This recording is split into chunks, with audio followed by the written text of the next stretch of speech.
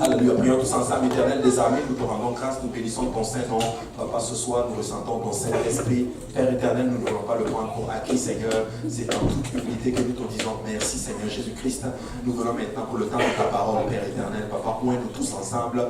Dispose nos cœurs, Seigneur Jésus-Christ, à le recevoir, Seigneur. Aide-nous, Papa, alléluia, Papa, à que cette parole trouve une place dans nos cœurs, qu'elle germe et produise des fruits, Seigneur Jésus-Christ, alléluia. Et je viens contre tout esprit, Papa, qui veut s'opposer à la connaissance de qui tu es, Père éternel. Et nous libérons maintenant ta foi, Seigneur. Que toi seul soit Dieu en ces lieux. Que toute gloire te revienne. Et nous disons tous au nom de Jésus. Alléluia. Et vous pouvez vous asseoir dans la présence du Seigneur. Amen. Alléluia. Et j'ai préparé un enseignement, mais s'il plaît à Dieu, nous allons commencer peut-être une série d'enseignements. Je ne sais pas sur combien de temps ça va durer, c'est peut-être 2 semaines, peut-être 3 semaines, mais au départ j'étais parti pour 5 semaines, mais il se peut qu'on aille sur 5 semaines, mais je me sens de faire un enseignement aujourd'hui. C'est un enseignement que j'avais fait au tout premier service, quasiment au tout premier ou au deuxième ou troisième service de l'année passée, et on va revenir là-dessus. On va faire un enseignement sur la prière. Amen. Sur la prière. Et on pourra, peut-être qu'on va en parler du jeûne un peu, mais nous allons parler de la prière. Amen. Et moi j'aime beaucoup cette leçon. Ça va faire je ne sais pas combien de fois quand je l'enseigne, mais je la trouve très pertinente. Amen.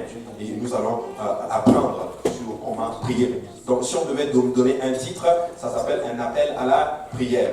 Maintenant, l'année prochaine, 2019, si le Seigneur nous fait grâce, peut-être qu'on va l'enseigner encore, mais peut-être qu'on va enseigner autre chose. Amen. Alléluia. Maintenant, on va lire un passage, Romains chapitre 8, verset 38. La Bible déclare ceci, la Bible dit, oui, car j'ai l'assurance que ni la mort, ni la vie, ni les anges, ni les dominations, ni les choses présentes, ni les choses à venir, ni les puissances, ni la hauteur, ni la profondeur, ni aucune autre créature ne pourra nous séparer de l'amour de Dieu manifesté en Jésus-Christ, notre Seigneur. Amen. Un passage de Romains qui est très, très, très pertinent. Et la Bible nous dit justement que Paul essaie, en d'autres termes, d'énumérer plusieurs situations qui peuvent, en d'autres termes, qui peuvent contribuer à séparer quelqu'un de l'amour de Dieu. Mais Paul fait une déclaration à l'église de Rome. Il leur dit ceci, que toutes ces choses ne peuvent pas nous séparer de l'amour de Dieu qui a été manifesté dans notre Seigneur, à Jésus-Christ. Donc, premièrement, il dit qu'il a l'assurance. Tu sais, quand tu as une assurance en quelque chose, ça dit que rien ne peut t'ébranler, en d'autres termes. Il dit que ni la mort, ça dit que même la mort qui sépare littéralement, qui nous sépare d'un être cher. Par exemple, on parle de notre frère qui a perdu quelqu'un, donc quand on perd quelqu'un, c'est comme une séparation, comme physique. Mais Paul dit que cette mort ne peut pas nous séparer de l'amour de Christ. Ni la vie, ni même les anges, ni les dominations, ni même les choses présentes et les choses à venir ne peuvent pas nous séparer de l'amour de notre Seigneur, de l'amour de Dieu qui a été manifesté en notre Seigneur, à Jésus-Christ. Donc c'est une déclaration quand même assez forte. Amen. Et nous pouvons avoir cette assurance que peu importe ce qui arrive, rien ne peut nous séparer de l'amour de notre Seigneur. Qui ici s'est déjà posé à un moment donné cette question dans sa marche avec le Seigneur, est-ce que Dieu m'aime? Amen. Je pense que tout le monde nous a posé cette question. Et c'est légitime d'ailleurs. Mais vous savez quoi? Dieu nous aime. Même si nous passons des fois par des difficultés, il nous aime quand même. Vous savez, ce n'est pas parce qu'on passe par des difficultés que Dieu ne nous aime pas. Amen. Dieu nous aime. Amen. Dieu nous aime et son amour ne change pas. Donc il déclare littéralement que ni la puissance, ni la hauteur, ni la profondeur, ni même une créature ne peut pas nous séparer de l'amour de notre Seigneur Jésus-Christ. Amen. Maintenant, question. Pourquoi nous devons prier? Nous avons parlé de l'amour de Christ. Pourquoi nous devons prier? Il dit que toutes ces choses ne peuvent pas nous séparer de l'amour de Dieu qui a été manifesté en notre Seigneur à Jésus-Christ. Pourquoi? Parce qu'il sait que nous sommes des gens de prière. Donc plus nous nous prions, plus nous sommes tellement rapprochés à notre Seigneur Jésus-Christ que même la mort ne peut même pas nous séparer de l'amour de Dieu. N'est-ce pas? Maintenant, regardez ce que la Bible dit dans 2 Chroniques 7, verset 12. L'Éternel apparut à Salomon pendant la nuit et lui dit, j'exauce ta prière et je choisis ce lieu comme la maison où l'on devra m'offrir des sacrifices. Quand je fermerai le ciel et qu'il n'y aura point de pluie, quand j'ordonnerai aux sauterelles de consumer le pays, quand j'enverrai la peste parmi mon peuple, Le Seigneur dit lui-même que lui-même enverra toutes ces choses parmi son peuple. Et il dit, si mon peuple, sur qui est invoqué mon nom, s'humilie et prie et cherche ma face, et s'il se détourne de ses mauvaises voies, je l'exaucerai des cieux, je lui pardonnerai son péché et je guérirai son pays. Le Seigneur est en train de parler à Salomon. Il est en train de donner une promesse à Salomon. Il est en train de dire que même si lui-même envoie littéralement le malheur littéralement dans une nation, mais s'il y a un peuple sur qui le nom de l'Éternel est invoqué, que ce peuple d'abord s'humilie et prie et cherche sa face, Dieu va guérir le pays et Dieu va pardonner le péché. Donc qu'est-ce que ça veut dire? Ça veut dire que le péché, le pardon des péchés de la nation dépend de la prière du peuple qui porte le nom de l'Éternel. Donc, si le peuple qui porte le nom de l'Éternel ne prie pas, alors le peuple ne peut pas avoir le pardon des péchés. Ça veut dire que si nous, aujourd'hui, qui portons le nom de l'Éternel, si nous ne prions pas, le peuple dehors ne peut pas avoir le pardon des péchés. Regardez ceci. Si mon peuple, c'est qui est invoqué mon nom, d'abord s'humilie. Amen. S'humilie, il prie et cherche la face de l'Éternel. Vous savez, nous pouvons prier. Mais est-ce que nous prions avec humilité, par exemple, devant le Seigneur? Vous savez, s'humilier, c'est vraiment se rabaisser en veste du Seigneur et chercher la face du Seigneur. Pas prier pour avoir nos propres désirs, pas prier pour voir nos choses à s'accomplir, mais chercher quelle est la face de Dieu, quelle est la volonté de Dieu, en d'autres termes, pour nous, pour notre Église, pour notre communauté, pour tout ce qui nous entoure, littéralement. Et si nous nous détournons littéralement de nos mauvaises voies.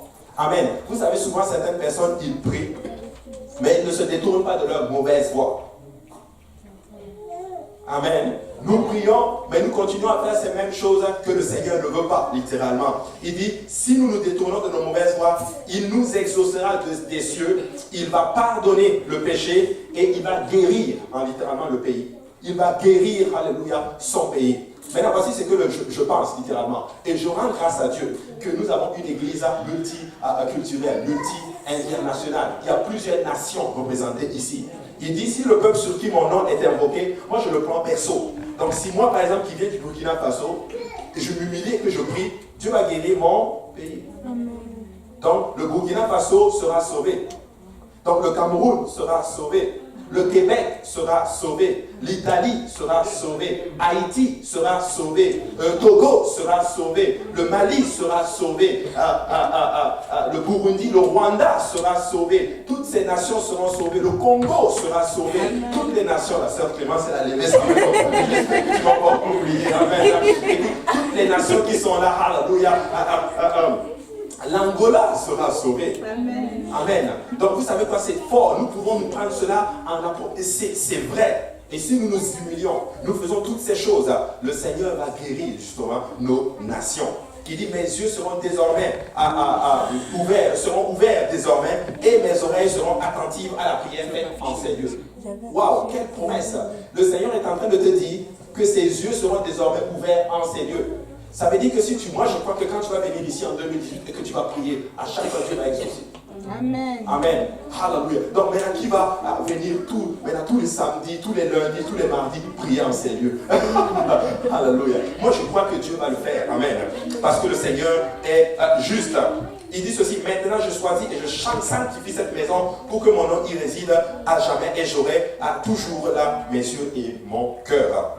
Vous savez, l'appel à la prière sur le peuple de Dieu est très, très, très important. Et je reste convaincu qu'un peuple qui ne prie pas est un peuple faible, spirituellement. Nous pouvons être forts physiquement, mais si nous ne prions pas, nous sommes, en d'autres termes, nous devenons charnels. Mais quand nous prions littéralement, nous nous rapprochons de notre Seigneur et nous devenons ce qu'on appelle un être spirituel. Amen. Nous commençons à être sensibles aux choses spirituelles. Vous savez, certaines personnes ne sont pas sensibles à l'esprit. Amen. Mais je vous assure, si nous prions, nous allons commencer à sentir le Seigneur et à être sensibles à son esprit et à sa volonté. N'est-ce pas? Amen. Donc c'est très très important. Regardez Matthieu 9, 35 dit ceci. Jésus parcourait toutes les villes et les villages, enseignant dans les synagogues, prêchant la bonne nouvelle du royaume et guérissant toute maladie et toute infirmité. Voyant la foule, il fut ému de compassion pour elle, parce qu'elle était languissante et abattue, comme des brebis qui n'ont point de berger. Alors il dit à ses disciples, la moisson est grande, mais il y a peu d'ouvriers. Vous savez, la Bible déclare que la moisson est grande. Ce n'est pas un problème d'âme, c'est un problème d'ouvrier. Il n'y a pas beaucoup de gens qui travaillent, il n'y a pas beaucoup de gens qui sont aptes à faire le travail de Dieu. Mais voici la requête du Seigneur. Priez donc le maître de la maison. Donc le Seigneur lance un appel.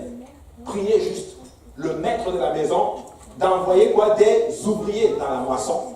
Écoutez, moi je prie que le Seigneur envoie des ouvriers dans la moisson. Amen. Parce que le Seigneur va faire de grandes choses.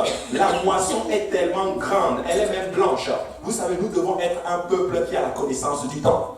Amen. Nous sommes en ce moment dans le temps de la moisson, où les âmes ont besoin d'un suivi. Ils ont besoin de quelqu'un qui va leur dire « Jésus t'aime ».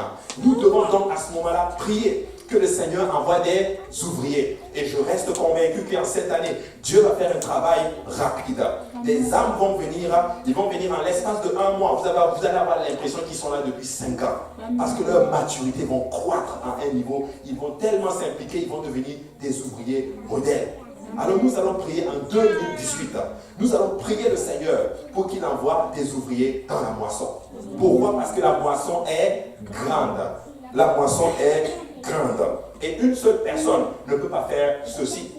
Je rends grâce à Dieu pour des ouvriers modèles comme vous l'êtes. Alléluia. Nous n'allons jamais, on n'aurait jamais réussi à accomplir ce qui a été fait probablement en 2017, même en 2016, s'il n'y avait pas des ouvriers modèles, consciencieux, qui ont l'œuvre dans leur cœur comme vous l'êtes aujourd'hui. Et je rends grâce à Dieu pour une prière qui a été accomplie. Mais je reste encore convaincu que l'un des plus grands ennemis, littéralement, du réveil, c'est la satisfaction.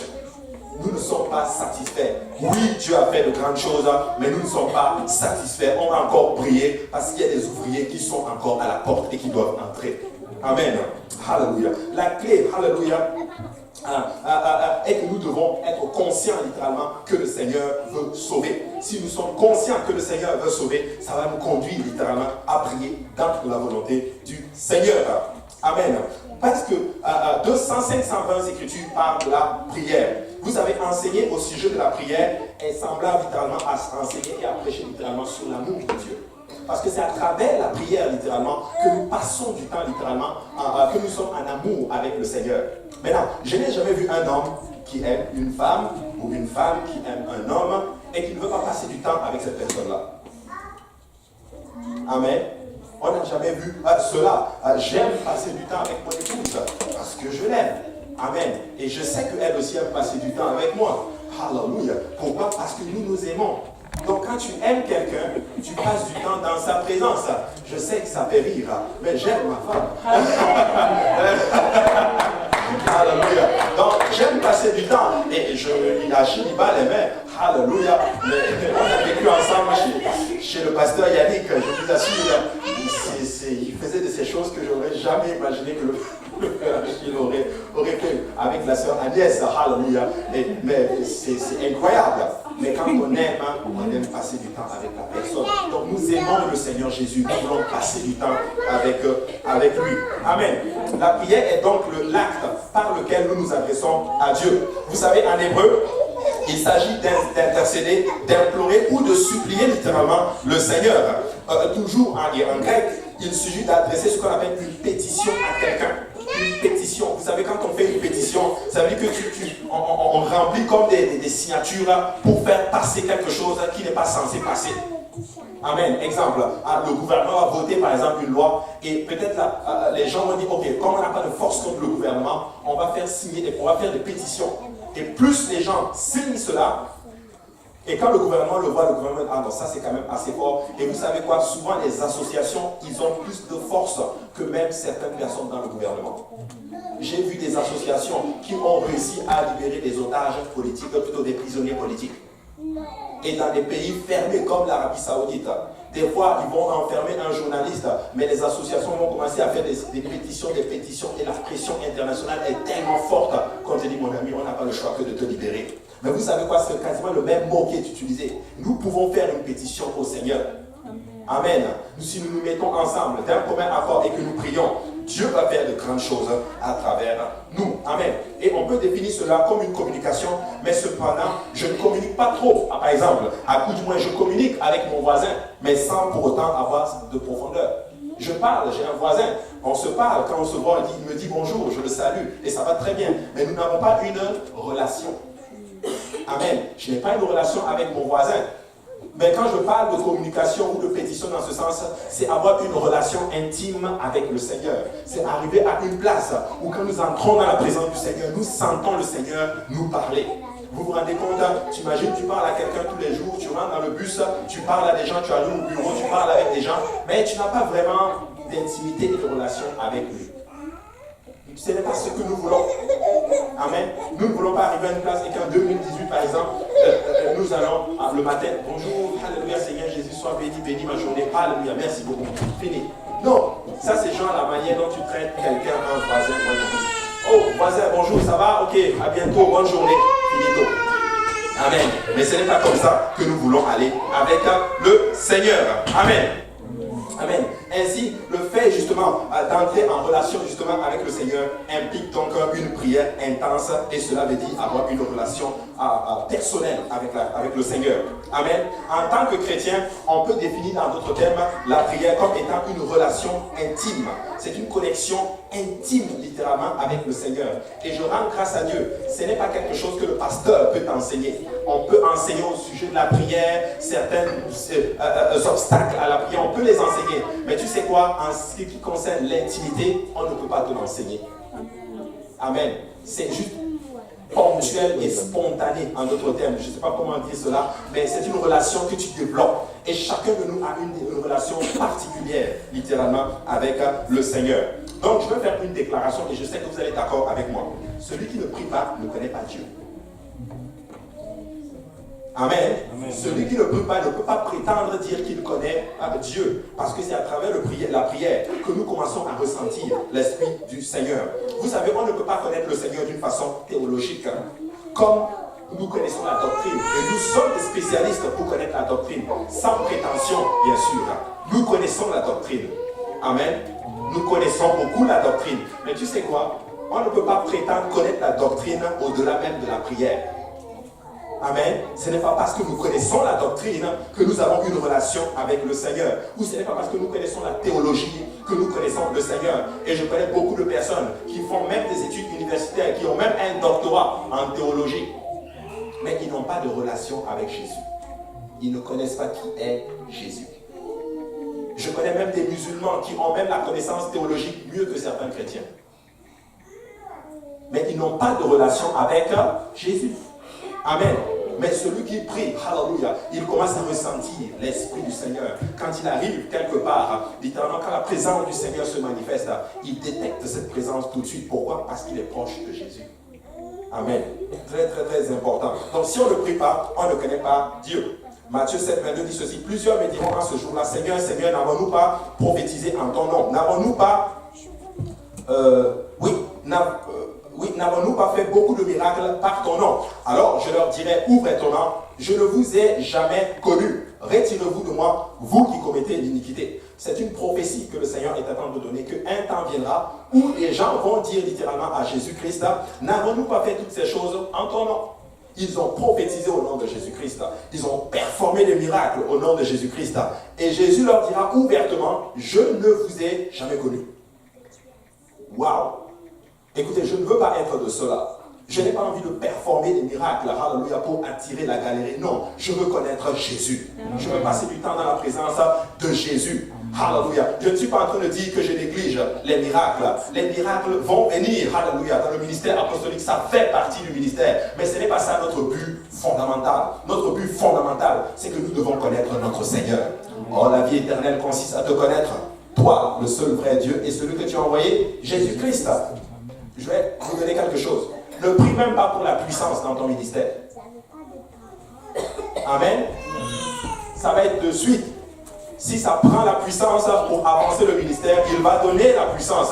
Mais prie pour avoir une relation intense et intime avec le Seigneur. C'est ça qui compte.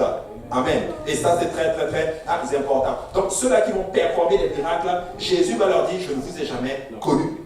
Mais quelle déception ce jour-là. Ils ont performé des miracles. Ils ont guéri des malades au nom de Jésus-Christ. Et Jésus arrive, Jésus dit, je ne te connais pas. Non, non, non, non. Nous ne voulons voulons pas être de cela. Qu'il ne soit pas dit de l'église de l'Est, que l'église, Seigneur, ne connaît pas l'église de l'Est, mais Dieu connaît l'église de l'Est d'une façon intime. Je veux que l'Éternel me connaisse par mon nom. Et écoutez, si le Seigneur apparaît là, tout de suite, là, il doit citer nos noms, il doit citer chacun nos noms. Waouh! Quand tu cites le nom de quelqu'un, vous vous rendez compte si, on va le prendre quand même comme exemple, Donald Trump, s'il arrive ici et qu'il cite, il dit, Abou, viens ici. Je pense que chacun de vous, vous allez commencer à me regarder différemment. Vous allez me regarder. On était avec quelqu'un qui a le pouvoir ici, là, et puis il ne nous a pas dit. N'est-ce pas? Vous allez dire, Alléluia. Mais Donald Trump n'est rien. Mais si Jésus arrive, Alléluia, et qu'il dit, Abou, mon ami, je vous dis, je dis, allons même ensemble, c'est mieux. Ne restons pas ici. Alléluia. Supposons qu'il entre, il dit Achille.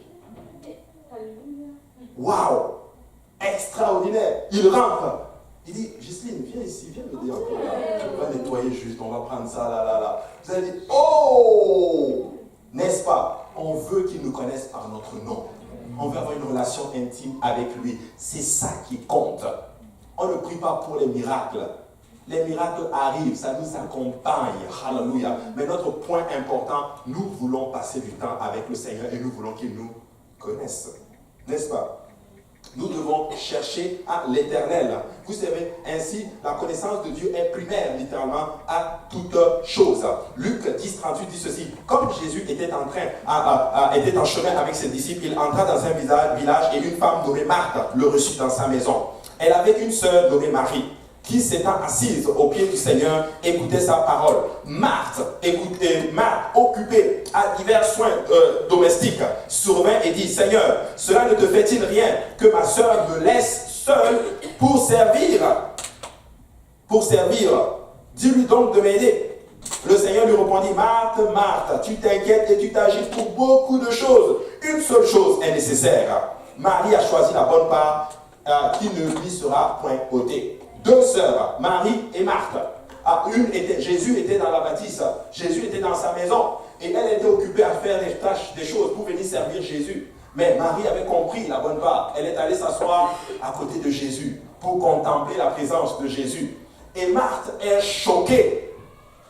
Choquée. Mais Seigneur, regarde, je suis en train de faire cette chose pour toi. Je suis en train de courir pour toi. Mais Marie, regarde, elle ne fait rien. Demande-lui de venir m'aider. Et là, Jésus lui dit, mais écoute, tu n'as rien compris.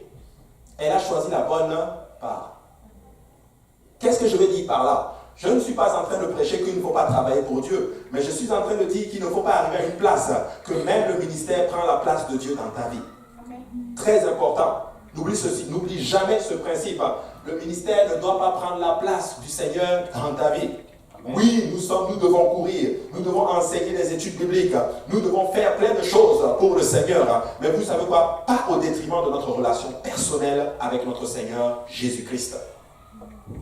Amen. Il dit, tu t'agites pour beaucoup de choses. Qu'est-ce que je suis en train de dire? Arrête de t'agiter pour les choses du monde. Mais concentre-toi aussi sur Seigneur. Certaines personnes regardent trop au mariage. Oh, je dois me marier. Tu t'agites pour beaucoup. Assieds-toi juste auprès du Seigneur. Fais juste ce que le Seigneur te demande. D'autres personnes, c'est le travail. Tu t'agites beaucoup pour le travail. Assieds-toi et écoute Jésus. Certaines personnes, c'est qu'est-ce que je vais devenir? Tu t'agites beaucoup. Écoute, il ne faut pas t'agiter en 2018, mais assieds-toi au pied de Jésus-Christ. Amen. Dis à ton voisin, ne t'agite pas en cette année. Allez. Mais assieds-toi auprès de notre Seigneur Jésus. Je prie vraiment, alléluia, que nous devions vraiment des gens spirituels, des gens qui prient, des gens qui cherchent la face du Seigneur. Alléluia. Marie avait une seule chose à l'esprit. Elle était en admiration devant le Seigneur. Vous savez, Marie représente la relation et Marthe représente la religion. Amen. La relation et la religion sont complètement différentes. La religion, c'est que je le fais parce qu'il faut le faire. Tu es programmé. Mais la relation, c'est que je le fais avec un but précis. Je le fais parce que j'aime Jésus. Alléluia. Écoutez, je viens ici. Oui, vous allez me dire, oh, mais toi tu es pasteur. Mais je ne suis pas né pasteur. Achille sait comment je suis né. Alléluia. Il sait comment je suis arrivé dans la maison du Seigneur. Non. Écoutez, mais j'aime le Seigneur Jésus-Christ. Quand je viens ici, là, c'est parce que j'aime Jésus. Alléluia. Je le fais parce que je l'aime. Écoutez, il y a des choses que je fais à la maison que je ne suis pas obligé de le faire. Amen. Mais je le fais juste parce que j'aime. J'aime les gens qui sont dans la maison. J'aime mon épouse, j'aime les enfants. Moi, je n'aime pas changer les couches. Amen. Mais je le fais par mes enfants et je les aime. Amen. Tu sais, des fois, nous faisons les choses parce que nous aimons tout simplement. Et ce n'est même pas parce que c'est un péché. C'est pas, oh, si tu ne fais pas ça, c'est péché. Non. Parce que tu aimes, tu le fais juste. Amen. Très important. La prière est le véhicule qui va nous amener dans la présence du Seigneur. Mais quel est l'objectif du Seigneur? Il y a 7 points. Premier point, nous voulons d'abord connaître Jésus. On ne sera pas sauvé si on ne connaît pas Jésus. Amen. Ce n'est pas seulement le moyen par lequel nous sommes, deuxième point, ce n'est pas le moyen par lequel nous sommes sauvés, mais c'est le moyen par lequel nous restons sauvés. La prière, ce n'est pas le moyen par lequel nous sommes sauvés, mais la prière, c'est le moyen par lequel nous restons sauvés. Ben oui. Écoutez, qui veut rester sauvé? Qui est sauvé ici? Levez tous vos mains. Qui veut rester sauvé? Tous. Donc la prière, c'est le moyen par lequel tu restes sauvé. Écoute ceci.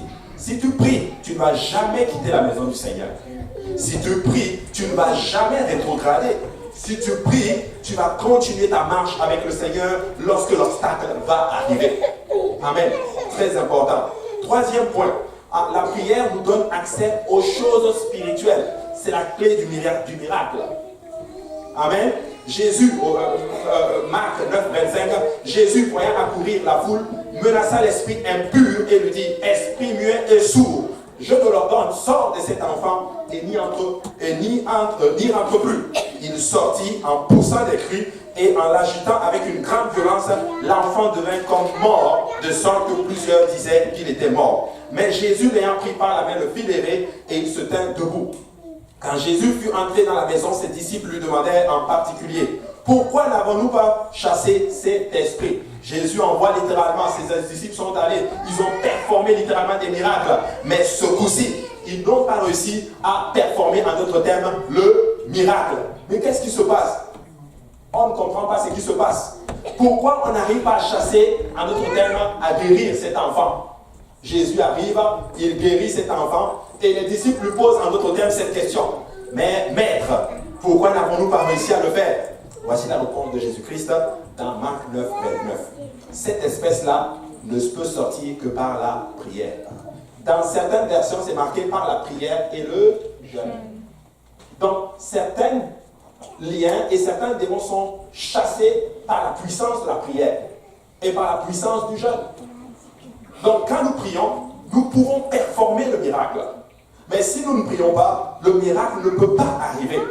Donc, c'est la clé du miracle.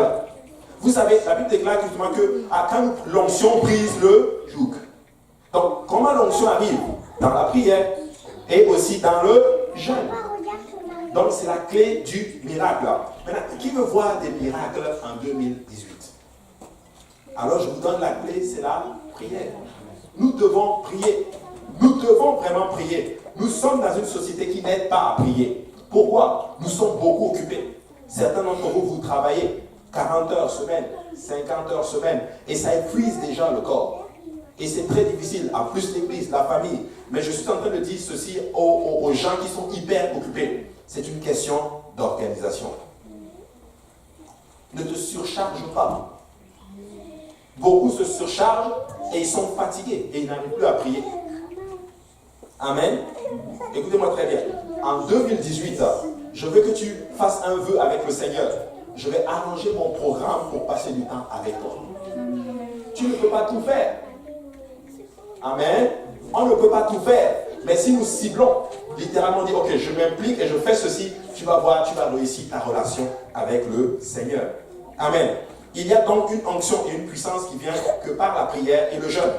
Bien que les apôtres avaient du succès, il y avait un type de démon qu'ils ne pouvaient pas chasser. Tu sais, tu peux avoir du succès. Tu peux même savoir prêcher. Tu peux savoir enseigner. Tu peux savoir consoler tes frères et sœurs. Toutes les sœurs viennent te voir. Oh, aide-moi ma sœur. Oh, hallelujah. Et toi, tu es la sage. Ou tous les frères peuvent venir te voir. Donc, vous comprenez ce que je suis en train de dire? Donc, les sœurs vous allez voir les sœurs. Amen. Hein? Vous avez compris non, ce que je suis en train de dire? Voilà. Et puis les frères, vous allez voir les frères. Faut pas, je ne veux pas qu'un frère aille voir une soeur. Tu sais, ma soeur, console-moi un peu. Tu vois, il y a telle situation. Non. Ça crée des sentiments. Là. Et ce n'est pas ce que nous voulons en 2018. Soit voir les soeurs, allez voir la femme du pasteur. Et les frères, allez voir le pasteur.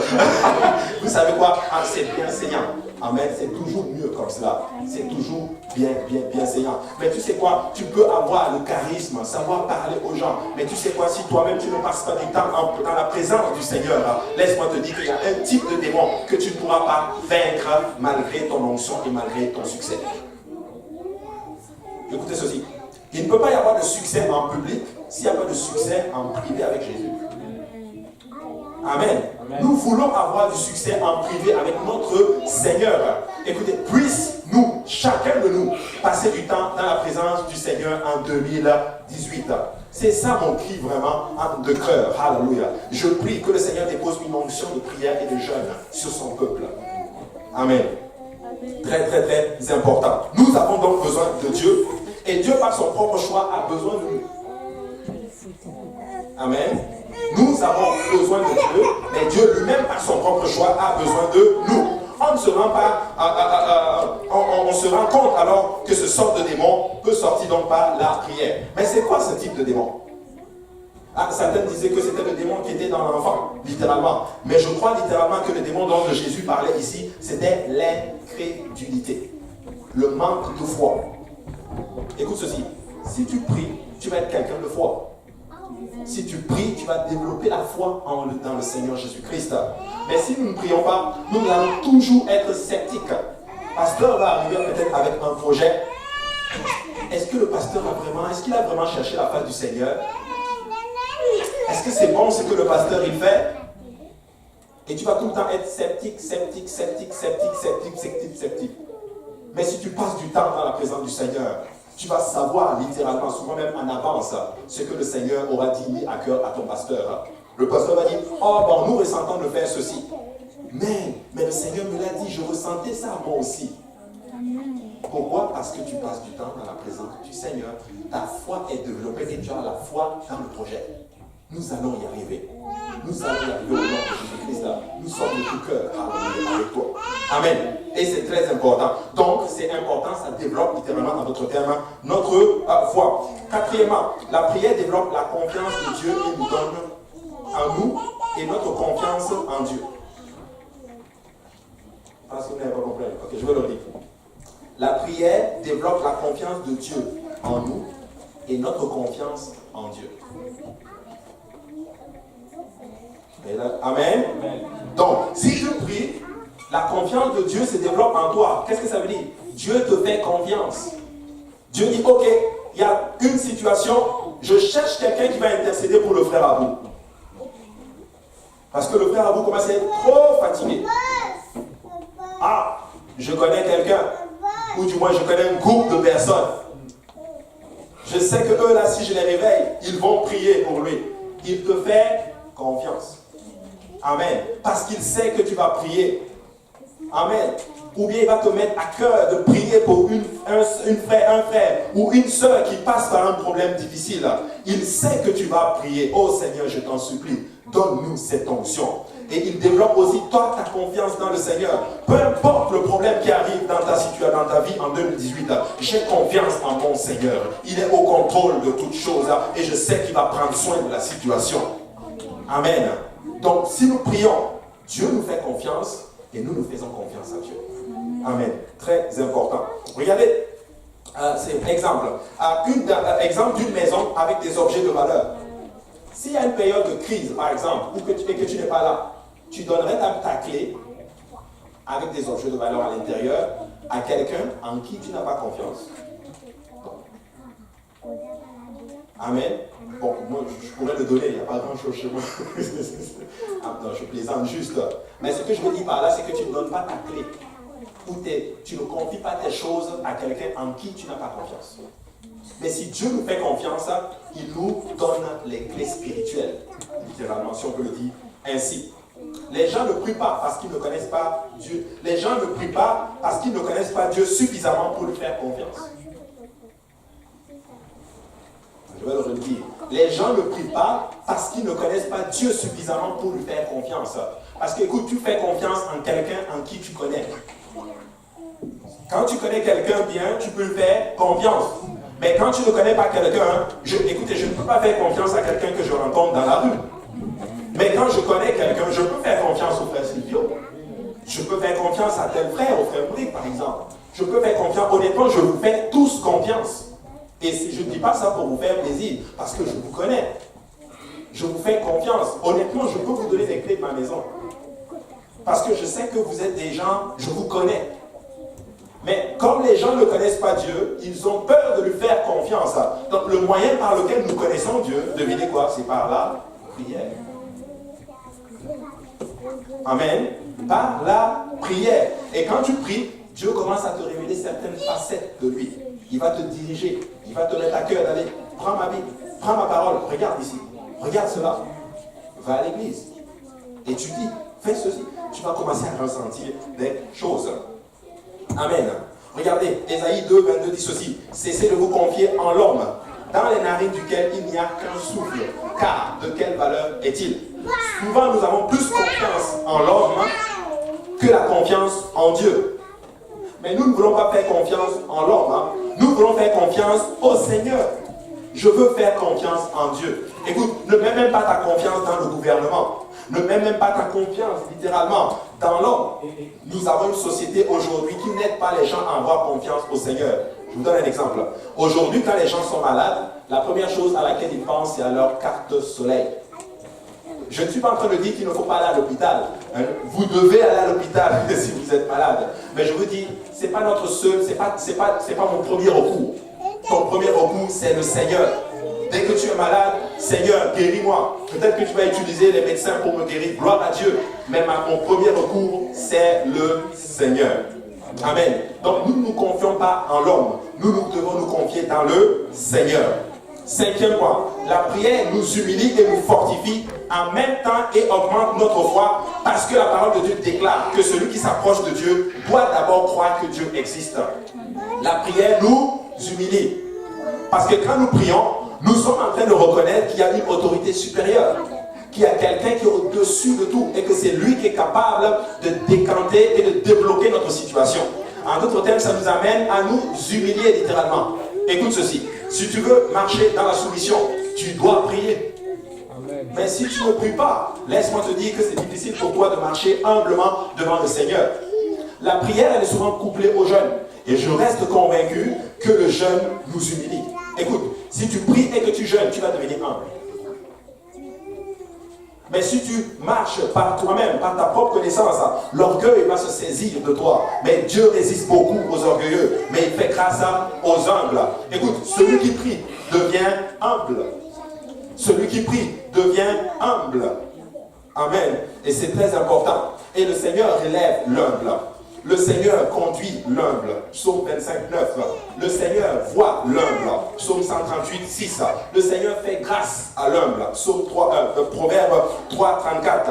Le Seigneur accorde sa grâce, littéralement, sa sagesse plutôt, à l'humble. Proverbe 11, 2. Donc, toutes ces choses, littéralement, ce sont des clés qui ouvrent la porte, littéralement, de la grâce, de l'amour et de la puissance du Seigneur dans notre vie. Ainsi, celui qui ne prie pas, celui qui prie ne va jamais rétrograder. À chaque fois qu'on s'humilie devant Dieu, on ouvre la porte de Dieu pour dire « Sonde-moi et connais-moi ». Sonde-moi et connais-moi. Et il nous montre, il montre en nous les autres d'ombre. La prière sincère, littéralement, ouvre littéralement, permet à Dieu justement de nous sonder et d'enlever toute tâche d'ombre, littéralement. Amen. Et c'est très important. Sixième point, la prière est le souffle même de la vie spirituelle. Elle est pour l'homme spirituel ce qu'elle est pour l'homme naturel. Comme l'homme naturel a besoin de l'air pour vivre, l'homme spirituel a besoin de la prière pour tenir. Écoute, si tu vas tenir en 2018, ça va être par la prière. Ça va être par la prière. Je ne suis pas en train de dire que tout va être rose. Il y aura peut-être des moments difficiles. Tu sais, je souhaite que ça soit tout rose pour toi. C'est mon souhait. C'est vraiment tout ce que vous souhaitez que le Seigneur vous le donne. Alléluia. Mais vous savez quoi? Mon souhait aussi, c'est que vous soyez le plus proche du Seigneur comme vous n'avez jamais été depuis que vous avez donné votre vie au Seigneur. Amen. Par la prière, 7e point, nous devenons un avec le Seigneur Jésus-Christ. Ça, c'était la prière de Jésus quand il était sur la terre. Il dit, Père, fais qu'ils de telle sorte qu'ils deviennent un avec toi, comme moi, toi et moi, nous sommes un. Il était en train de dire que lui, dans la chair, il avait atteint un niveau où il était connecté au spirituel. Et il veut que nous soyons un comme cela avec le Seigneur. Écoute, nous devenons un, littéralement, avec le Seigneur lorsque nous passons du temps dans la prière. Qu'est-ce que ça veut dire nous devenons un? Nous aimons ce qu'il aime, nous détestons ce qu'il déteste, nous défendons ce qu'il défend, nous faisons exactement tout ce qu'il veut que nous fassions. Nous devenons un avec Jésus. Alors qui veut devenir un avec Jésus? Nous voulons tous devenir un avec Jésus. Alors nous devons passer du temps dans la prière, peuple de Dieu. Écoutez, je suis en train de vous enseigner, mais je vous assure, je m'enseigne moi aussi à travers cet enseignement. Amen. En effet, les désirs, les pensées et la volonté de Dieu se forment en nous et nous sommes tous appelés au ministère. Nous sommes tous appelés au ministère. Certains disent, oh, bah, ça c'est pour telle personne. Oh, c'est pour telle personne. Non, non, non, non, non. Dis à ton voisin, tu es appelé au ministère. Ça veut dire, savez-vous ce que veut dire ministère? Tu es appelé à servir pour le Seigneur. Tu es appelé à faire quelque chose. Tu peux faire quelque chose. Certaines personnes se disent, oh non, c'est juste le pasteur Abou qui peut enseigner. Oh, c'est juste pasteur Kaosé qui peut prêcher. Écoutez, vous pouvez tous faire ce que je suis en train de faire. Et même mieux. Amen. Vous pouvez tous chanter, peut-être même comme le frère Stéphane, ou peut-être même mieux. Nous sommes tous appelés au ministère. Mais laissez-moi vous dire, alléluia, si nous sommes appelés au ministère, c'est que nous devons d'abord développer littéralement, c'est l'humilité dans la prière. C'est la clé littéralement du ministère. Écoute, peu importe ce que tu fais, tu dois prier. Et quand tu pries, Dieu t'utilise. Amen. Dieu t'utilise. Amen. Ainsi, le but ultime de la prière se trouve dans Luc 4, 18 à 20. L'Esprit du Seigneur est sur moi, parce qu'il m'a oint pour annoncer une bonne nouvelle aux pauvres. Il m'a envoyé pour guérir ceux qui ont le cœur brisé. Wow! Ça, c'est une prophétie que Jésus s'est appliquée dans Ésaïe, littéralement. Jésus se dit littéralement, l'Esprit de l'Éternel est sur moi. Il le dit littéralement. Ça a choqué les Juifs quand notre Seigneur a déclaré cela. Mais est-ce que tu sais que l'Esprit du Seigneur habite en toi en 2018? Amen. Cet Esprit est en toi et il t'a envoyé pour annoncer la bonne nouvelle aux pauvres. Oh, alléluia, la bonne nouvelle, c'est Euangelion, c'est l'évangile. Écoute, tu es oint pour annoncer cet évangile-là au monde entier. Vous pouvez déclarer acte 2, 38 à n'importe qui et la personne va croire. Écoute, ne te dis pas, oh, moi je suis juste pour certaines. Écoute, tu peux gagner un médecin à Dieu, tu peux gagner un ingénieur à Dieu, tu peux même gagner Justin Trudeau à Dieu par la puissance de l'évangile. Parce que le Seigneur a déposé une onction sur toi. Mais l'onction se déplace, se développe dans la prière. Amen. Dans la prière, il t'a envoyé pour... Écoute, c'est comme s'il est en train de dire que ceux qui ne connaissent pas cette bonne nouvelle sont des pauvres. Écoute ceci. Il dit... Il dit ceci. Luc 4, 18 dit ceci. Il m'a envoyé pour guérir ceux qui ont le cœur brisé. Il m'a oint pour annoncer la bonne nouvelle aux pauvres. Donc ceux qui n'ont pas la bonne nouvelle, ce sont des pauvres. Il ne parle pas de la pauvreté financière. Parce que non, il parle de la pauvreté spirituelle. Alléluia. Ils sont pauvres. Certains sont peut-être riches, ils ont les moyens. Mais écoutez, s'ils ne connaissent pas Jésus, ils sont spirituellement pauvres. Et moi je suis content, alléluia, de voir des multimilliardaires dans la salle là. Parce que vous êtes riches dans le Seigneur. Vous êtes riches dans le Seigneur. Alléluia. Amen. Peut-être que ton compte en banque n'est pas... Il n'y a pas assez de zéro derrière le 1. S'il y a même un 1. Certains même, il y a juste un tiret devant le 1. Quelque chose là. Mais vous savez quoi? Je suis riche dans le Seigneur. Alléluia. Je connais Jésus-Christ. Vous connaissez Jésus-Christ. Et vous êtes riche. Dis à ton voisin, oh, je ne savais pas que j'étais à côté d'un milliardaire. Alléluia. Mais oui. Alléluia. Moi, je suis content de voir des milliardaires parce que vous êtes riches dans le Seigneur. Vous connaissez la bonne nouvelle. Et cette bonne nouvelle, c'est Acte 2, 38. Christ est mort pour nous. Alléluia. Christ a été enseveli pour nous. Christ a ressuscité dans les morts le 3e jour. Et tu sais quoi? Tu peux obéir à l'évangile et devenir riche comme nous. Je ne sais pas pour nous. Non, mais je te remercie, Seigneur. Je ne savais pas que j'étais riche. Alléluia. Tu sais, les riches, quand ils marchent fièrement là. Ils savent qu'ils sont riches. Est-ce qu'il y a des fiers ici? Alléluia. Vous êtes riches. Alléluia. Amen. Il m'a envoyé pour guérir ceux qui ont le cœur brisé. Tu sais, il y a certaines personnes dans le monde, ils ont le cœur brisé. Ça n'a rien à voir avec le matériel qu'ils ont. Ils sont affectés par le monde. Ils sont affectés par la vie. Leur vie a été déstabilisée, peut-être même par leur passé. Mais vous savez quoi? Nous avons quelque chose pour guérir le cœur brisé. Et passe par un esprit doux et humble que nous obtenons dans la prière. Écoute, si tu pries, tu vas consoler ceux-là qui ont le cœur brisé. Amen. Si tu pries, tu vas consoler ceux-là qui sont affligés, ceux-là qui sont meurtris, ceux-là qui ont été bastonnés par la vie, littéralement. Et il y a beaucoup de gens qui souffrent. Vous savez, quand les gens viennent ici, ma femme me racontait d'une dame ce matin, elle pleurait à chaudes larmes, littéralement, alléluia. Elle ne pouvait même pas parler à tel point, elle avait le cœur brisé, alléluia. Oh, mais je rends grâce à Dieu qu'il y avait des gens qui étaient loin de l'esprit, alléluia, qui dans la prière obtiennent, alléluia, cet esprit qui leur permettent de consoler ceux-là qui ont le cœur brisé. Écoutez, en 2018, je veux que nous consolons des cœurs brisés. Nous ne sommes pas là pour condamner les gens, nous sommes là pour consoler ceux-là qui ont le cœur brisé. Alléluia. Écoutez, ne nous condamnons pas les uns les autres. Ne prends pas une pierre pour lancer contre ton frère ou ta soeur ou contre quelqu'un qui est même déjà à terre. Mais par un esprit doux, alléluia, nous allons nous relever les uns les autres. Et vous savez ce que Dieu va faire? Dieu va faire des grandes choses à travers nous, à travers la prière. Alléluia, alléluia. Écoutez, je sens, alléluia, que cette année, nous allons consoler beaucoup de cœurs brisés. Nous allons réparer, alléluia, des cœurs qui ont été... Dieu lui-même va faire des nouveaux cœurs, littéralement. Amen. Pour proclamer aux captifs la délivrance. Nous sommes loin, alléluia. Écoutez, si tu pries, tu vas libérer les gens. Tu sais, les captifs, c'est des gens qui sont en prison. C'est des gens littéralement qui n'ont pas d'issue et ils sont en prison. La drogue les a enfermés, l'alcoolisme les a enfermés littéralement, la vie les a enfermés complètement. Mais vous savez quoi? Par la puissance de la prière, si nous passons du temps dans la présence du Seigneur, nous allons libérer les captifs. Nous allons libérer les captifs. Amen. Il dit pour proclamer la délivrance et aux aveugles le recouvrement de la vue. Écoutez, ils marchent dehors, ils pensent qu'ils ont la vue, mais ils sont spirituellement aveugles. Ils ne voient pas la lumière de notre Seigneur Jésus-Christ. Alléluia. Jésus n'a pas dit que tu étais le chemin, que tu étais la vérité et la vie. Mais Jésus a dit que tu étais la lumière qui montre le chemin qui mène à lui. Écoutez, nous sommes là pour montrer le chemin de Jésus. Écoute, quand quelqu'un vient te voir, please, dirige la personne vers la prière. N'essaie pas de consoler la personne avec une sagesse humaine. Mais écoute, prie et cherche la face du Seigneur. Jésus est ta solution.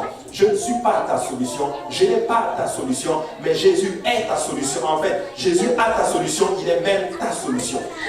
Il est même ta solution. Pour renvoyer libre les opprimés.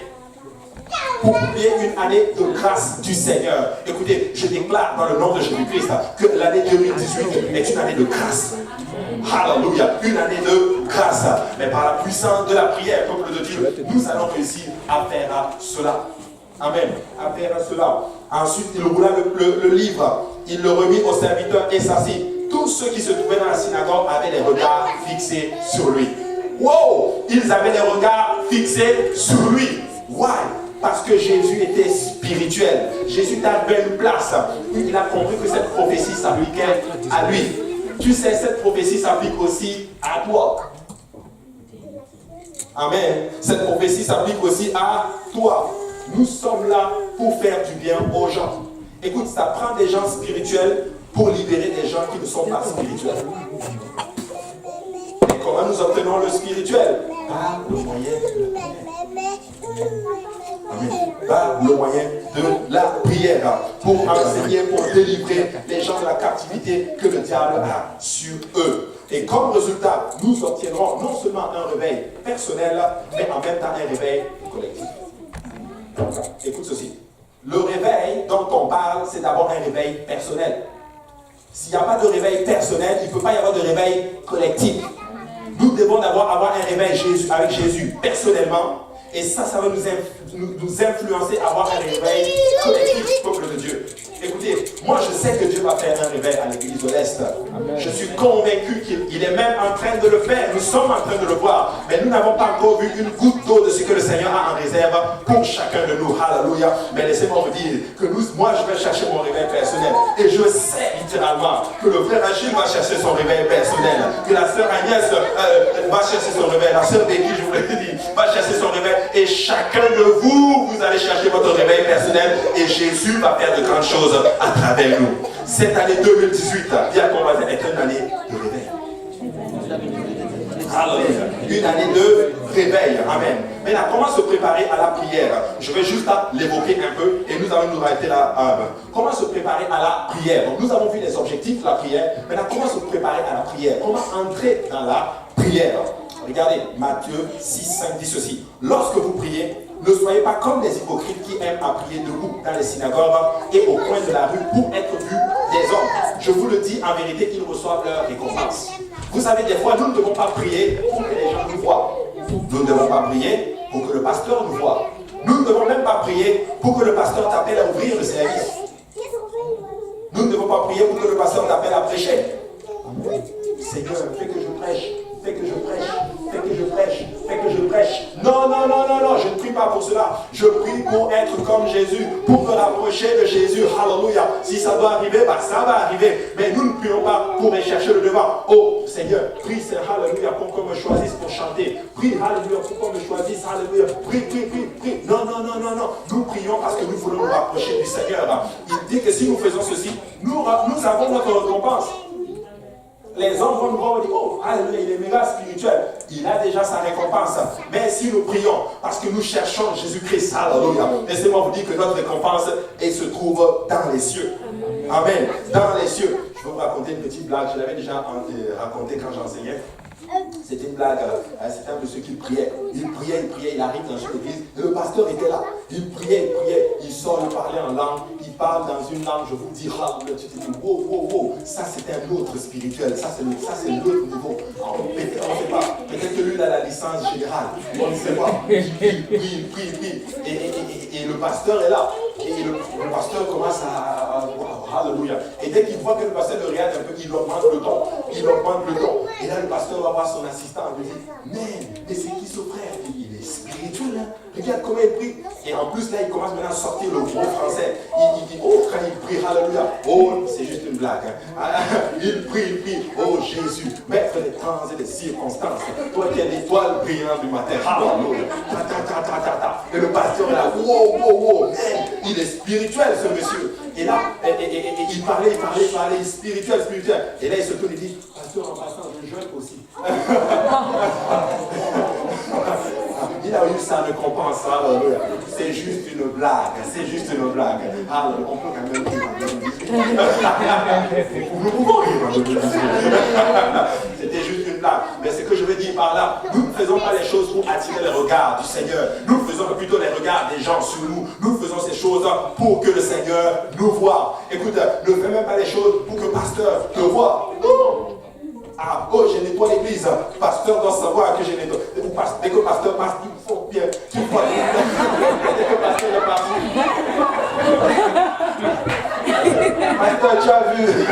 Non, nous faisons ceci parce que nous aimons Jésus. Écoutez, nous ne faisons pas les choses pour attirer l'attention du pasteur, mais nous faisons des choses pour attirer l'attention de Jésus. Amen. Pour attirer l'attention de Jésus. Et beaucoup de gens font ceci. Qu'est-ce que ça veut dire? C'est faire des choses par parti pris. Amen. Ce n'est pas seulement l'attention du pasteur. C'est faire des choses pour attirer l'attention de quelqu'un d'autre. Amen. Non, nous ne devons pas faire ceci. Nous devons faire les choses que Jésus nous demande de faire. Et si nous le faisons, il va nous bénir. Il va nous bénir. C'est très important. Regardez, Matthieu 6 dit ceci. Oui, c'est ça. Mais quand tu pries, entre dans ta chambre, ferme ta porte et prie ton Père qui est dans le lieu secret. Et ton Père qui voit dans le lieu secret te le rendra. Qu'est-ce qu'il est en train de dire? Ça ne veut pas dire ne viens plus prier à l'église. Non, non, non, c'est pas ça qu'il est en train de dire. Il est en train de montrer que quand nous faisons les choses, nous devons le faire pour Jésus-Christ. Nous devons le faire pour attirer l'attention de Jésus. Écoutez, nous ne faisons pas ces choses-là pour qu'on cite. Écoutez, même si on ne cite pas ton nom, et des fois, ça peut choquer certaines personnes. Oh, c'est telle personne qu'on mentionne tout le temps. Oh, c'est telle personne, le pasteur parle tout le temps de lui. Mais vous savez quoi? Ceux-là que le pasteur mentionne, c'est ceux-là même souvent qui font le moins de travail dans la maison de Dieu. Mais oui, ceux qu'on ne mentionne pas là, je vous dis, c'est les travailleurs comme pas possible. Mais vous savez quoi? Des fois, ils mentionnent juste, c'est les personnes qui lui viennent comme ça à l'esprit. Ça vient juste et puis il le mentionne. Non, non, non, non, non. On n'a pas besoin de nous mentionner. Alléluia. On veut juste que Jésus nous mentionne. Peut-être que le pasteur ne t'a pas mentionné à ce moment-là. Mais Jésus au ciel est en train de dire peut-être à l'ange Gabriel. Gabriel, viens voir. Tu as vu ce que telle sœur a fait? Est-ce que tu as vu ce que tel frère a fait? Waouh, alléluia. Et les anges sont au ciel en train de faire une méga fête, en train de dire, mais Seigneur, lui là, il est bon, il est bon, il est bon. Mais nous sommes au ciel. Mais Jésus t'a mentionné au ciel. Ouh, alléluia. Moi, je veux que Jésus mentionne mon nom au ciel. Alléluia. C'est tout ce qui compte. C'est tout ce qui compte. C'est tout ce qui compte. Nous voulons attirer l'attention de Jésus. Il dit, ne leur ressemblez pas. Jésus dit, dans Matthieu 7, 8. Plutôt, Matthieu 6, 7, il dit ceci, en prière, ne multipliez pas de vaines paroles, comme les païens qui s'imaginent qu'à force de paroles, ils seront exaucés. Qu'est-ce que ça veut dire? Ça veut pas dire, oh, tu ne plus toutes ces choses. Non, les vaines paroles, ça veut dire quoi? C'est des prières qui n'ont pas de sens. Ça n'a pas de poids. En fait, tu pries pour assouvir juste tes intérêts particuliers. Mais quand tu pries dans la volonté du Seigneur, et que ça, tu le martèles, tu es dans la volonté du Seigneur. Amen. C'est ça qu'il est en train de dire ceci. Les païens, ils vont prier pour avoir des choses matérielles. Oh Seigneur, bénis-moi. Donne-moi un mari, donne-moi un mari, donne-moi un mari, donne-moi une femme, donne-moi une femme, donne-moi une femme, donne-moi une salle, donne-moi ceci, donne-moi cela, donne-moi ceci. Mais non. Mais non. Mais si tu pries dans la volonté du Seigneur, Seigneur, sauve telle personne, sauve ma famille, restaure mon frère qui est blessé, restaure. Tu pries dans la volonté du Seigneur. Ne leur ressemblez pas. Au verset 8, il dit ceci. Car votre Père sait de quoi vous avez besoin avant que vous ne lui demandiez. Jésus sait de quoi nous avons besoin. Amen. Je vais vous dire quelque chose. La plupart des choses que Dieu m'a données, je n'ai même pas prié pour. Amen. Vous savez pourquoi? Parce qu'il est notre papa. Il connaît nos besoins. Je n'ai jamais vu, alléluia, mes fils là qui sont, bon là ils grandissent maintenant, mais mes fils là, bon, mon fils Emmanuel par exemple, il n'est jamais venu me supplier de lui acheter des vêtements. Non. Parce qu'il est tout bébé, il ne sait même pas de quoi il parle. Il ne sait rien. Dès qu'il veut, il pleure juste. Et nous, on devine, on est censé savoir c'est quoi son besoin. Écoute, si nous pleurons juste à Jésus, si on est sûr de devenir juste des bébés pour Jésus-Christ, il sait c'est quoi nous avons besoin. Il sait ce que tu as besoin. En passant, tu ne sais pas de quoi tu as besoin demain, mais Jésus l'a déjà préparé. Amen. Jésus l'a déjà préparé. La sœur Solange a accouché un bébé. Mais l'enfant ne sait même pas. Elle a tout est déjà préparé. Elle a son berceau, elle a ses couches, elle a des vêtements, elle a des chaussures, elle a tout. Mais devine quoi, quand tu nais de nouveau, tout est déjà préparé. Les couches sont préparées, le berceau est préparé, les habits sont préparés, les chaussures sont préparées. Alors de quoi tu t'inquiètes? Ne t'inquiète pas, alléluia, car Jésus prend soin de toutes choses. Il prend soin de toutes choses. Il sait de quoi nous avons besoin. Notre Père qui est aux cieux, il dit ne leur rassemblez pas. Et il explique maintenant comment nous devons prier. Comment nous devons prier? Notre Père qui es aux cieux, que ton nom soit sanctifié. Écoute, quand tu pries, la première chose que tu fais, élève le Seigneur, bénis le nom de l'Éternel, sanctifie le nom de l'Éternel, glorifie le nom de l'Éternel. Jésus, tu es le Saint des Saints, tu es le Tout-Puissant. Il n'y a personne comme toi, papa. Je viens te louer, je viens te bénir. Sanctifions le nom de l'Éternel. Tu sais, c'est d'abord vocal, mais avant cela, c'est d'abord aussi dans le comportement. Tu sais, nous sanctifions le Seigneur par notre marche pour lui. Quand nous marchons pour le Seigneur, nous nous sanctifions son nom. Et quand nous faisons ceci, nous confirmons cela par nos paroles dans la prière. Que ton nom soit sanctifié. En fait, ma vie est déjà sanctifiée pour Christ. Je rentre dans la prière, que ton nom soit sanctifié. Et tu l'élèves. Élever le Seigneur, lui donner des louanges. Vous n'avez jamais remarqué que quand vous venez à l'église, quelle est la première chose qu'on fait? On le loue. Amen. Il faut louer le Seigneur. Que ton nom soit sanctifié. Et qu'est-ce qu'il dit d'autre? Que ton règne vienne et que ta volonté soit faite sur la terre comme au ciel. Ensuite, tu appelles la volonté du Seigneur dans ta vie. Seigneur, non pas ma volonté, mais ta volonté. Tu sais, beaucoup de personnes ont du mal avec cela. Pourquoi arriver à une place, j'ai une intelligence, mais pourquoi demander la volonté d'une tierce personne dans ma vie? Ce n'est pas une tierce personne, c'est en fait ton Créateur. Et il sait ce qui est bon pour toi.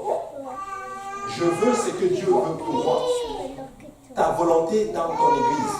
Seigneur, ta volonté dans ma vie de famille.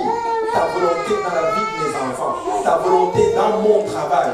Ta volonté dans ma journée. Est ta volonté. Que ton nom soit, que ton règne vienne. La façon dont tu gères, que ça soit géré dans ma vie ainsi. Deuxième étape de la prière. Ensuite, que ta volonté, que ton règne soit fait comme au ciel, comme il est fait sur la terre, comme il est fait.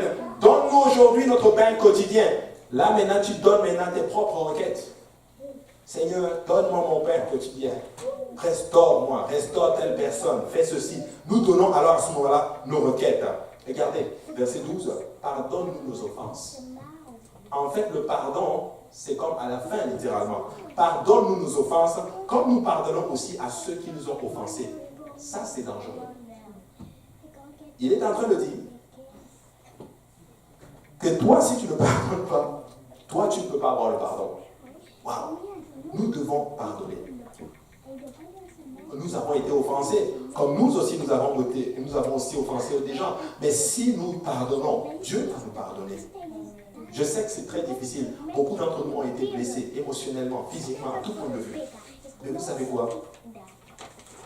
C'est une grosse étape quand tu arrives au pardon. Et voici pourquoi j'aime Joseph.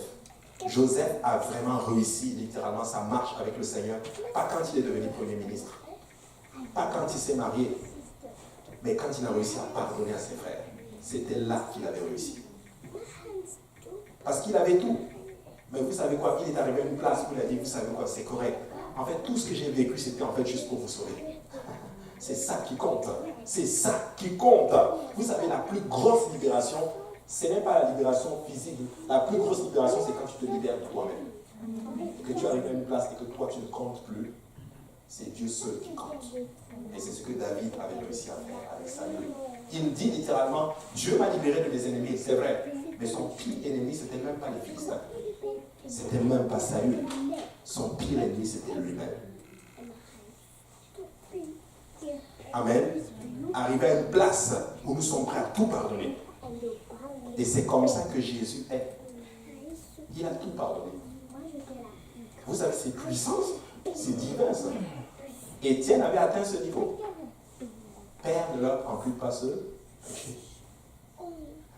Si nous pardonnons, Jésus va faire des grandes choses à travers nous. Amen. Des grandes choses. Ne nous induis pas en tentation, mais délivre-nous du malin, car c'est à toi qu'appartiennent dans les siècles le règne, la puissance et la gloire. Amen. Donnons toute la gloire au Seigneur. Nous devons apprendre à lui donner toute la gloire. Ne pas chercher les honneurs. Tout honneur appartient à Jésus-Christ. Nous ne devons pas rechercher ces choses-là. Amen. Il ne faut pas rechercher la gloire personnelle. Et je prie, c'est une de mes prières constantes. Enlève toute recherche de gloire personnelle. Et que je prie que le Seigneur enlève toute recherche de gloire personnelle en chacun de nous. Nous devons donner toute la gloire seulement à Jésus-Christ, car lui seul est digne d'honneur et de gloire. De toute façon, il ne donne pas sa gloire à un homme. Amen. Écoutez, ce que nous sommes en train de voir, c'est la gloire de Dieu.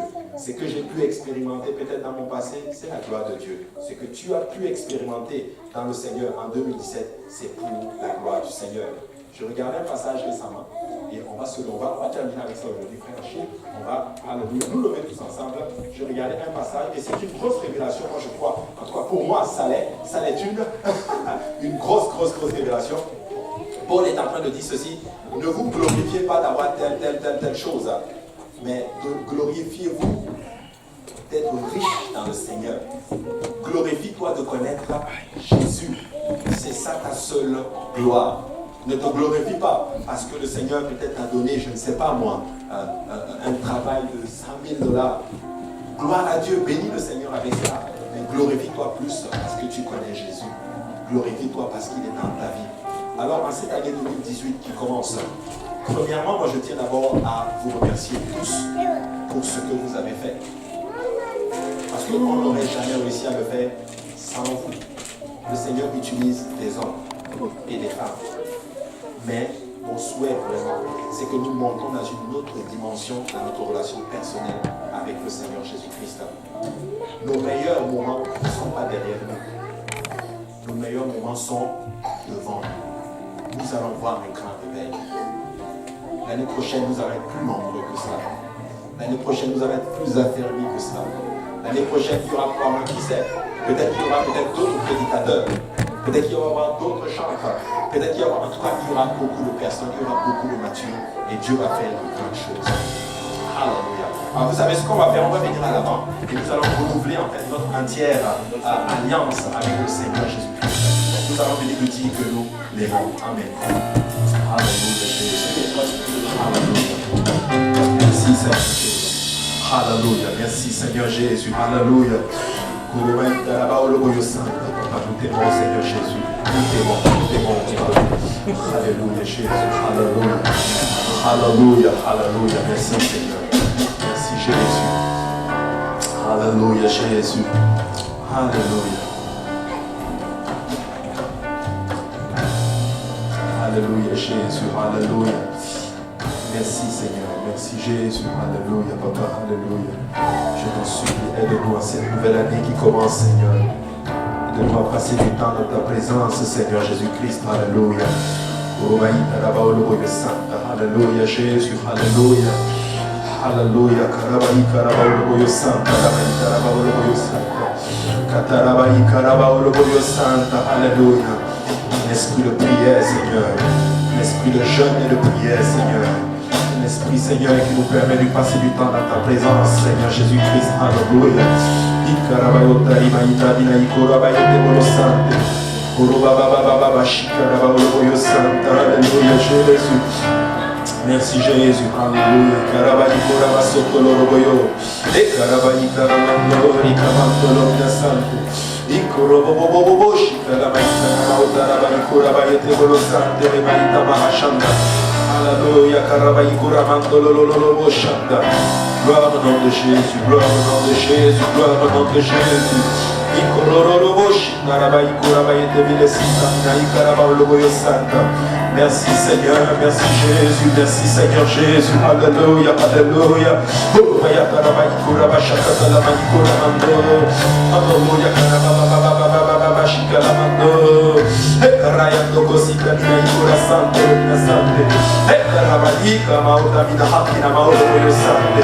Alléluia, Jésus, alléluia, alléluia, alléluia.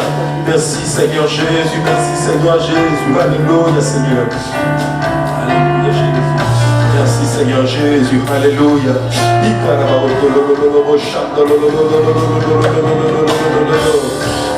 Seigneur Jésus. Alléluia. Merci Seigneur Jésus. Alléluia. Alléluia. Merci Seigneur Jésus. Merci Seigneur Jésus. Alléluia. Alléluia Jésus. Merci Seigneur. Merci Seigneur Jésus. Alléluia. Alléluia Seigneur. Alléluia Jésus, alléluia. Alléluia Jésus, alléluia. Alléluia Jésus, alléluia Seigneur. Alléluia, merci Seigneur Jésus. Gloire à ton nom Seigneur, gloire à ton Saint-Nom Papa, alléluia. Alléluia Jésus, alléluia Jésus, alléluia.